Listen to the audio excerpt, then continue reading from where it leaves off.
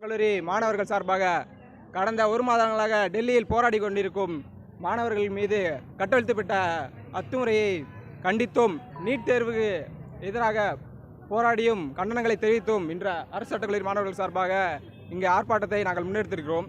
இதற்கான முக்கியமான காரணம், எந்த அரசு வந்தாலும் மாணவர்கள் மீது எளிமையாக தடியடியும் காவல்துறையை ஏவிட்டும் அவர்கள் மீது வன்மையும் கட்டளிக்கப்படுகிறது.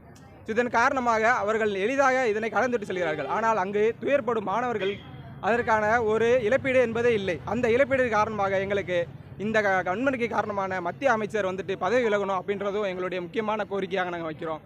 மேலும் இது போன்ற ஒரு மாணவர்கள் மீதான தாக்குதல், காட்டு மிராண்டியான தாக்குதல், எத்தனை மாணவர்கள் மீது ரத்தங்கள் வந்தும் கண்ணீர் புகடி போட்டும் கைகாலில் இழந்தும் அங்கே தவிக்கிறாங்க.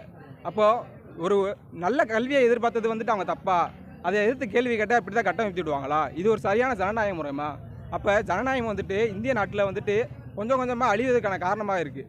இப்போது இதை தடுக்கிற விதமாக தான் இந்த மாணவர்கள் நாங்கள் எந்த ஒரு அரசு கட்சி சார்பின்றி மாணவர்களுக்காக இந்த போராட்டத்தை முன்னெடுத்திருக்கோம். மேலும் இது போன்ற எந்த அரசு வந்தாலும் சரி, மாணவர்கள் மீது கட்ட வைக்கப்பட்ட இந்த வன்முறை இதோட தடுத்து நிறுத்திக்கணும். இதையும் மேலே இது தொடர்ந்துச்சுன்னா இன்னும் இந்த போராட்டம் வீரியமாகும் அப்படின்றத தெரிவித்துக் கொள்கிறோம். மேலும் நீட் தேர்வு ரத்து செய்யணும். அப்படி இல்லாட்டி அப்படின்னா அந்த அமைச்சர் பதவி விலகணும். இது எங்கள் கோரிக்கை. ஜனநாயகம் காப்பாற்றப்பட வேண்டும். வானம் மீறினும் நீதி நிலவட்டும். வெல்க ஜனநாயகம். பேரு பாலன், அரசு சட்டக்கல்லூரி மாணவன்.